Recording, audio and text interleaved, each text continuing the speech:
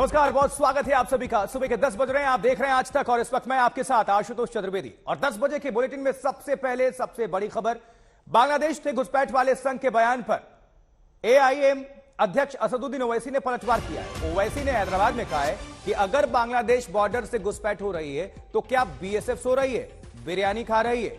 2 दिन पहले ही संघ नेता दत्तात्रेय होसबोले ने कहा था कि देश में हिंदुओं की संख्या घट रही है, जनसंख्या में संतुलन गड़बड़ा रहा है। होसबोले ने इसके लिए बांग्लादेशी घुसपैठ और धर्मांतरण को जिम्मेदार ठहराया था। आज ओवैसी ने दोनों बयानों पर पलटवार किया है। क्या कुछ कहा है आपको हम सुनवाएंगे। घुसपैठी बांग्लादेश से उत्तर बिहार के राज्यों में आप पूर्णिया, कटिहार वगैरह देखेंगे या नॉर्थ ईस्ट में देखेंगे, यही इसी के लिए आंदोलन भी हुआ था वहाँ। अब थोड़ा सा उसको रोकने का प्रयास वहाँ तो हुआ, लेकिन अन्य राज्यों में भी वो धीरे धीरे बढ़ने के सभी प्रकार के अनुभव आए हैं। तो इन कारणों से वहाँ के सामाजिक आर्थिक दृष्टि से तनाव पैदा होते हैं। तो ये तीनों कारण हैं जनसंख्या के असंतुलन के। जब हम कहते हैं आरएसएस बोलती पॉपुलेशन बढ़ रहा, कैसे बढ़ रहा पॉपुलेशन? नहीं, वो बांग्लादेश से घुस के आ जा रहे। तो क्या आपकी जो बीएसएफ है सॉरी बिरयानी खा के सॉरी? बॉर्डर पर तो बीएसएफ है ना। नहीं, बांग्लादेश से आके मजहब तब्दील करते रहे। हाँ? ऐसा कैसा तब्दील हो रहे? अच्छा, बांग्लादेश की इकोनॉमी भारत से अच्छी है, बांग्लादेश में बेरोजगारी भारत से कम है, बांग्लादेश का पर कैपिटा इनकम भारत से अच्छा है, मगर इन उल्टा ने बांग्लादेश से आ रहे। आपकी बीएसएफ, हमारी बीएसएफ क्या कर रही? तो असदुद्दीन ओवैसी एआईएमआईएम के अध्यक्ष, उन्होंने पलटवार किया है। संघ की तरफ से बयान दिया गया था, दत्तात्रेय होसबोले ने कहा था कि बांग्लादेशी घुसपैठियों की संख्या बढ़ रही है, धर्मांतरण की वजह से भी जनसंख्या में असंतुलन हो रहा है और बांग्लादेशी घुसपैठियों की वजह से भी। तो घुसपैठ से असंतुलन तो बीएसएफ क्या कर रही है, ये कहना है असदुद्दीन ओवैसी। क्या बीएसएफ सो रही है, बिरयानी खा रही है? ये ओवैसी का बयान। अब ओवैसी यही नहीं रुके, उन्होंने धर्मांतरण पर भी आरएसएस को घेरने का प्रयास किया।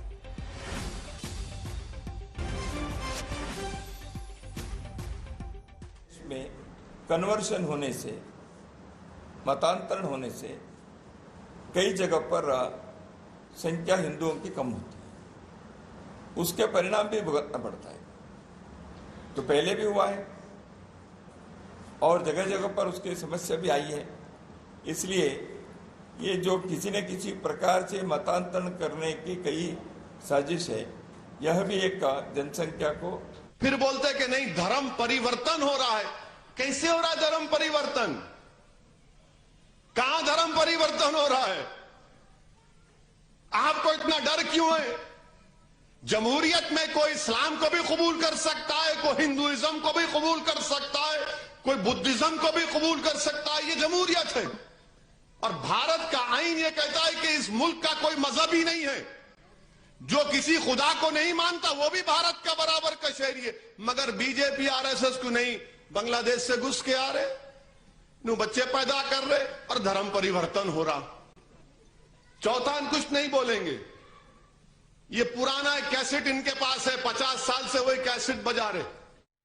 तो असदुद्दीन ओवैसी यहीं चुप नहीं रहे, वो भारत पाकिस्तान के बीच होने वाले विश्व कप के अंदर मुकाबले को लेकर भी बरसते नजर आए। क्या कुछ कहते हैं आपको हम सुनवाते हैं। 2000 करोड़ होगा छोड़ दो, मन नहीं, पाकिस्तान को नहीं जाएंगे मगर ऑस्ट्रेलिया में खेलेंगे। हाँ हो, क्या मोहब्बत है भाई। अब कल देखो आप, अब वो मैच कौन जीता कि नहीं मालूम,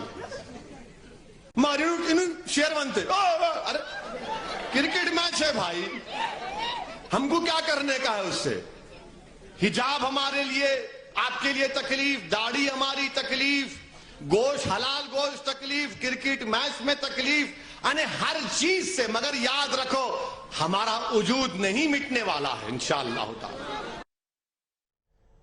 चलिए खबरों बढ़ते हैं आगे। बात राजस्थान के बारां की, जहां 250 दलितों के धर्मांतरण पर घमासान छिड़ चुका है और दलित परिवारों के 250 लोगों ने हिंदू धर्म त्याग कर बौद्ध धर्म अपना लिया है। बौद्ध धर्म अपनाने वाले परिवारों ने देवताओं की मूर्तियों को नदी में प्रवाहित कर दिया है।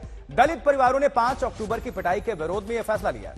अब आरोप है कि 5 अक्टूबर को मां दुर्गा की आरती के दौरान दलितों की पिटाई की गई। दलितों ने इसके खिलाफ राज्य सरकार से लेकर राष्ट्रपति तक शिकायत की। जब सुनवाई नहीं हुई तो दलितों ने हिंदू धर्म ही त्याग दिया और बौद्ध धर्म अपना लिया। क्या कुछ कह रहे हैं लोग, आपको हम सुनवाएंगे भी और वहां पर नारेबाजी भी हुई। राजस्थान सरकार के खिलाफ जमकर नारेबाजी और आक्रोश में है वहां के टाइम भेदभाव न हुई तो मैं वहां से उठ के आ गया कि राहुल सरपंच वहां भी आया। मैंने देखा है हाँ, उसने देखा कि कल देखूंगा तेरे को। जाति पाति का भेदभाव उत्पन्न करके उन्होंने मेरे साथ, पता नहीं कि मेरे को ये मालूम नहीं था कि ये मेरे साथ धोखा करेंगे या मेरे साथ लड़ाई करेंगे। ये मेरे को मालूम नहीं था कि ऐसा होगा मेरे साथ। मैं दुकान से घर जा रहा था तो मेरे को अचानक रास्ते में रोक कर लालचंद और राहुल शर्मा, मेन राहुल, उसने मेरे से और लालचंद के पकड़ा के धोखे से मारपीट करवाई, लपक के करवाई। तो ये अब तस्वीरें जो देख रहे हैं, देखिए किस तरह से नदी में लोगों ने प्रवाहित कर दिया देवी देवताओं की प्रतिमा को। और हमारे साथ ज्यादा जानकारी के लिए देव अंकुर जुड़ चुके हैं राजस्थान से। देव अंकुर, ये पूरा मामला क्या है, कहां से इसकी शुरुआत हुई और इसको लेकर राजस्थान सरकार ने क्या कुछ अब तक कार्रवाई की है, लोग क्या कह रहे हैं? देखिए आशुतोष, 250 परिवार हैं बारां जिले के, जो कि जयपुर से करीब 125 किलोमीटर की दूरी पे है। इनका कहना है कि ये जो तमाम परिवार हैं, इन्होंने कई दिन पहले एक शिकायत लगाई थी कि करीब 20 दलित लोगों को उत्पीड़ित किया गया दूसरे समुदाय के लोगों के द्वारा। जब इन्होंने शिकायत लगाई तो उस शिकायत पर कार्रवाई नहीं की गई। कई बार शिकायत लगाने के बावजूद जब कार्रवाई नहीं हुई तो इन लोगों ने, 250 परिवार के जो लोग हैं बारां जिले के, इन्होंने फैसला लिया कि ये धार्मिक परिवर्तन करवा के बौद्ध धर्म को अपना लेंगे। उसके साथ साथ इन्होंने कई हिंदू देवी देवताओं की जो मूर्तियां हैं उनका विसर्जन किया है। अपना विरोध जो है ये कई बार जता चुके हैं। इनका कहना है कि इनके बार बार विरोध जताने के बावजूद अशोक गहलोत की सरकार में जो प्रशासन है उन्होंने जो आरोपी लोग हैं उनके खिलाफ कार्रवाई नहीं की थी, जिसकी वजह से उत्पीड़ित होकर, परेशान होकर इन्होंने बौद्ध धर्म अपनाने का फैसला लिया है।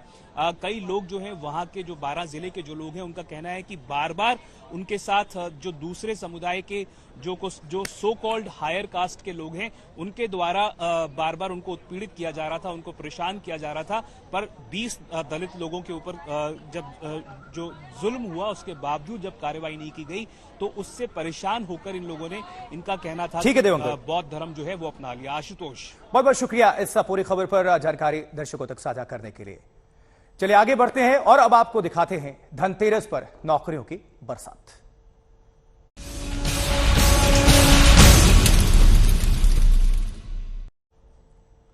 जी हां, तो धनतेरस पर मोदी सरकार मिशन रोजगार शुरू कर रहे हैं और देखिए आज 75,000 लोगों को नौकरी का नियुक्ति पत्र देने वाले हैं। प्रधानमंत्री नरेंद्र मोदी खुद रोजगार मेला से वर्चुअली जुड़ेंगे और इस मौके पर पीएम मोदी,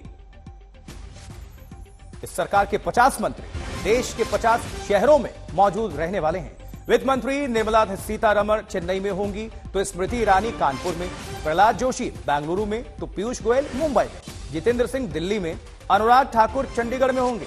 और प्रधानमंत्री नरेंद्र मोदी ने इस साल जून में 38 मंत्रालयों, विभागों में भर्तियों की समीक्षा की थी और इसके बाद दिसंबर 2023 तक 10 लाख नौकरी देने का ऐलान किया गया।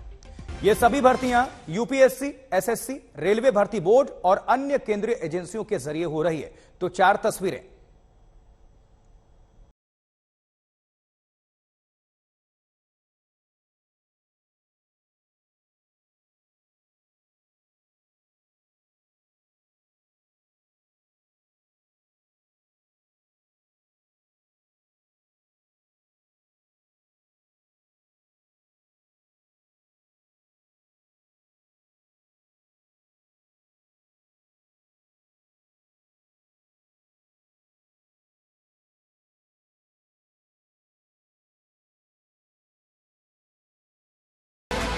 वीडियो कॉन्फ्रेंसिंग के जरिए देश के 75 अलग अलग जगहों पर मौजूद सरकारी नौकरी पाने वाले नौजवानों के साथ पीएम मोदी की बातचीत होने वाली है। देश के सरकारी विभागों और मंत्रालयों में कोरोना के बाद पहली बार इतने बड़े पैमाने पर सरकारी नौकरियों का नियुक्ति पत्र बांटा जा रहा है। मोदी सरकार की ओर से इसी साल जून महीने में घोषणा की गई थी कि आने वाले 18 महीनों में देश में 10 लाख नौजवानों को सरकारी नौकरी दी जाएगी।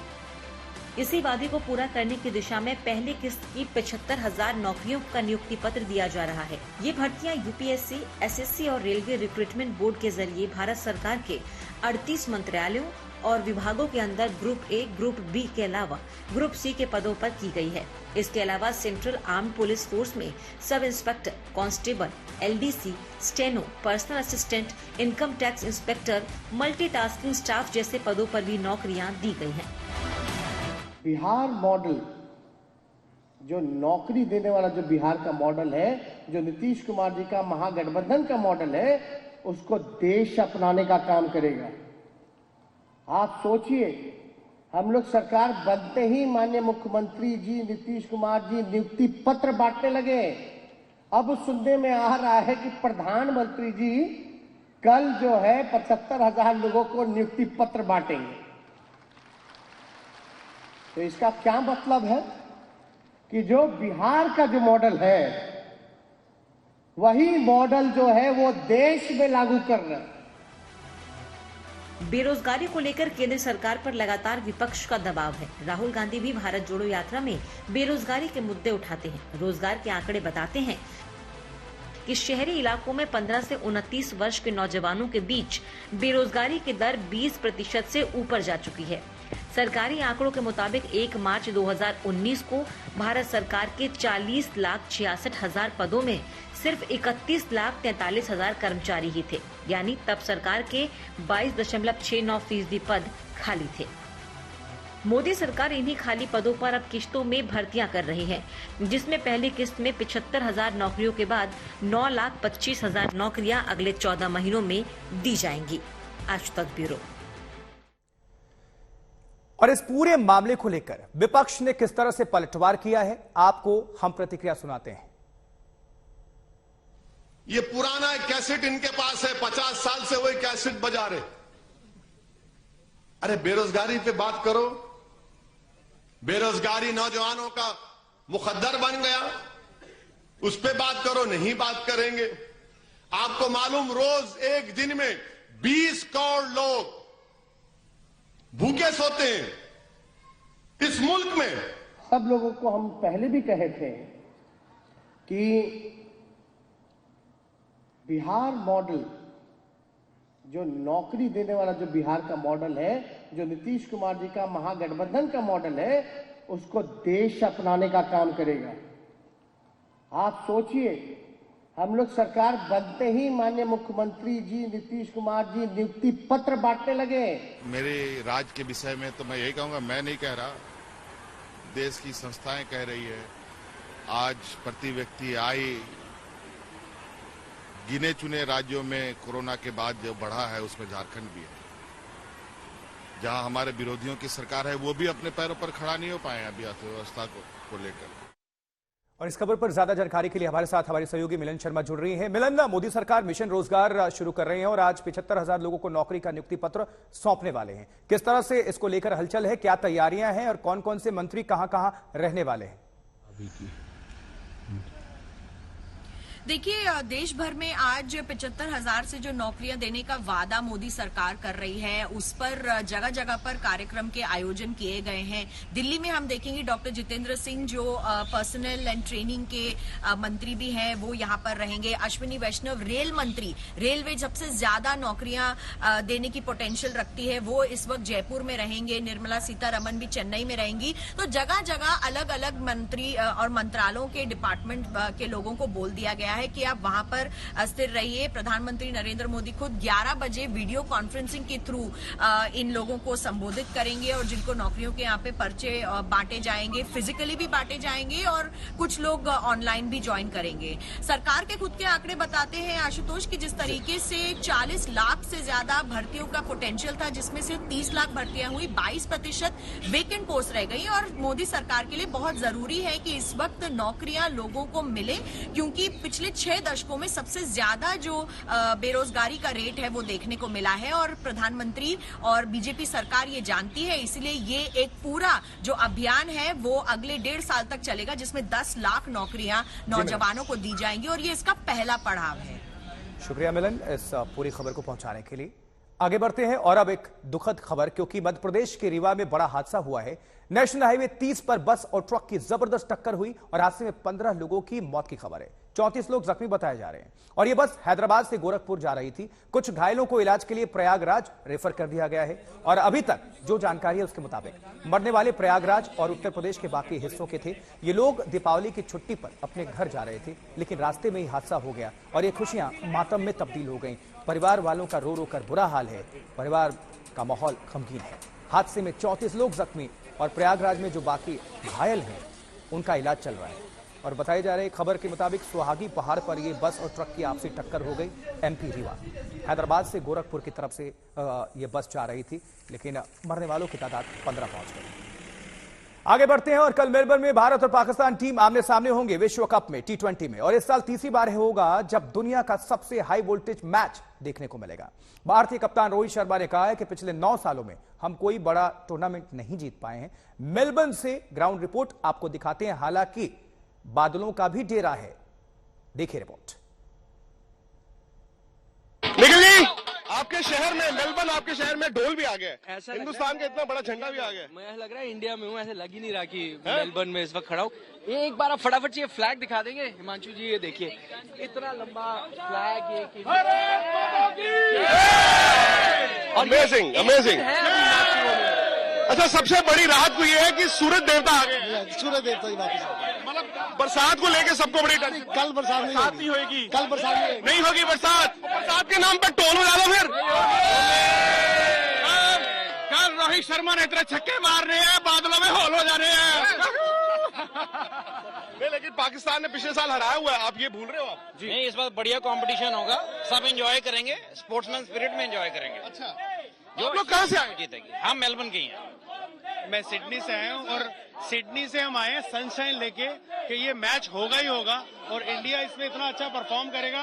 थोड़ा ये पीछे देखिए, ये वंदे मातरम। हिमांशु, हाँ आइए आइए आइए आइए। इंडिया जीतेगा। हाँ हाँ, do that please, do that.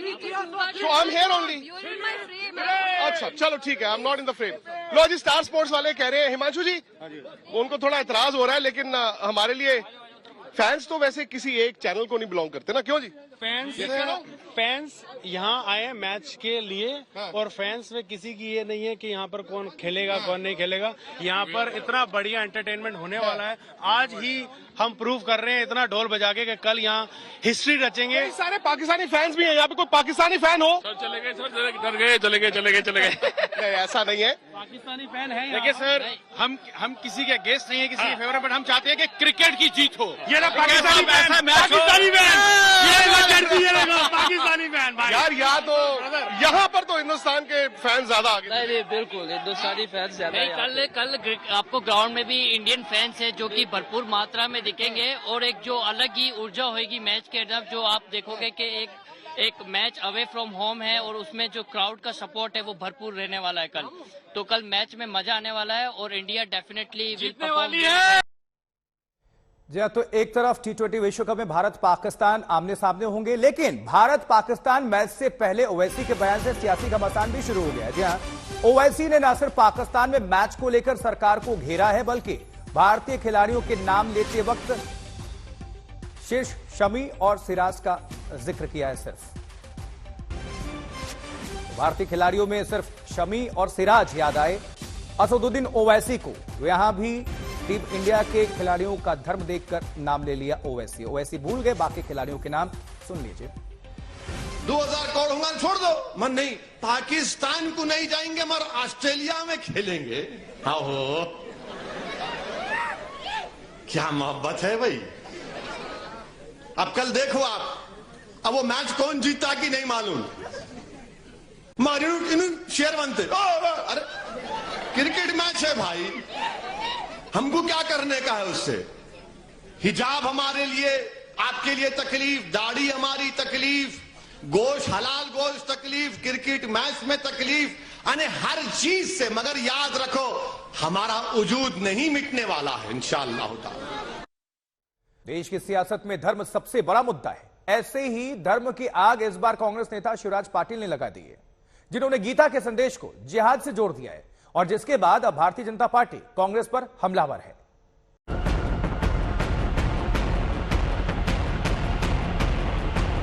जो श्रीमद् भगवत गीता जिंदगी जीने का तरीका बताती है, वो गीता सियासी गलियों में आकर जिहादी हो जाती है। वो महाभारत के अंदर जो गीता का जो भाग है, उसके अंदर भी श्री कृष्ण की अर्जुन को भी जिहाद की बात ही कहते हैं। कांग्रेस नेता और पूर्व गृह मंत्री शिवराज पाटिल बता रहे हैं कि गीता में श्री कृष्ण अर्जुन को जिहाद का पाठ पढ़ाते हैं। वो कुरान का जिक्र करते हैं, बाइबल की बात करते हैं। जिस मंच से शिवराज पाटिल ये बयान दे रहे थे, उस कार्यक्रम में कांग्रेस नेता शशि थरूर, सुशील कुमार शिंदे, मणिशंकर अय्यर भी मौजूद थे। ऐसे में शिवराज के जिहादी वाले बयान ने सियासी भूचाल ला दिया। कांग्रेस के नेता अब बार बार हिंदू मानवाधिकारों का अपमान करके, उन पर आघात करके अपनी क्षुद्र राजनीति चमकाने की कोशिश कर रहे हैं। जिस कांग्रेस ने राम को नकार दिया, अब कृष्ण पर प्रहार करने लगी। श्रीमद् भागवत गीता के उपदेशों को भी जिहाद बताने लगी। शर्म आनी चाहिए कि महाभारत जिहाद सिखाता है। श्री कृष्ण ने अर्जुन को जिहाद का संदेश दिया था। उस पर माफी मांगने के बदले, उस पर अनकंडीशनल अपॉलॉजी करने के बदले, आज जिस प्रकार से अपने बयानों को उन्होंने जस्टिफाई किया है, डिफेंड किया है और कहा है कि उनको मिसकोट किया गया। दरअसल ये मिसकोट नहीं किया गया है, यही कांग्रेस पार्टी का असली चाल चरित्र और चेहरा है। बयान के बाद मचे बवाल के बाद शिवराज पाटिल को समझ आ गया कि वो गलत बोल गए। ऐसे में सफाई देने की कोशिश करने लगे, लेकिन बीजेपी ने उनके बयान को हाथों हाथ ले लिया और हमलों की बौछार कर दी। अगर कृष्ण ने अर्जुन को लड़ने के लिए कहा तो उसको जिहाद कहेंगे क्या? कृष्ण ने, उन्होंने कहा कि तुम, वो बार बार बोलते हैं कि कोई अगर लड़ाई हो रही है तो उसको खत्म करने के लिए उनसे बात करो। और यही जो है, ये कुरान शरीफ के अंदर वही बोला है और ये बाइबल है वही बोला है। फतवा फैक्ट्री की फ्रेंचाइजी चल रही है और फतवा फैक्ट्री की ये फ्रेंचाइजी जो कांग्रेस की जो पूरी कबाड़ा कंपनी है, वो इसमें अपना काम कर रही है। कभी कहेगी कि गीता में जो कहा गया है वही जिहाद है। ये तो वही कहते हैं, जो ये सब है अलकायदा वाली भाषा है। ये तो मामला धर्म से जुड़ा था। ऐसे में धर्म गुरुओं ने भी मैदान में उतरने में देर नहीं की। तो शिवराज पाटिल ने कहा है, उसका मतलब ये हर धर्म में ये सिखाया और बताया जाता है कि जब भी आप पर अन्याय हो तो उस अन्याय के खिलाफ आपको खड़े होना है। यही कुरान कहता है। तो अगर इसको ये जिहाद कहते हैं, जिहाद को दूसरे मीनिंग में लेते हैं, तो ये इनके दिमाग का फतूर है।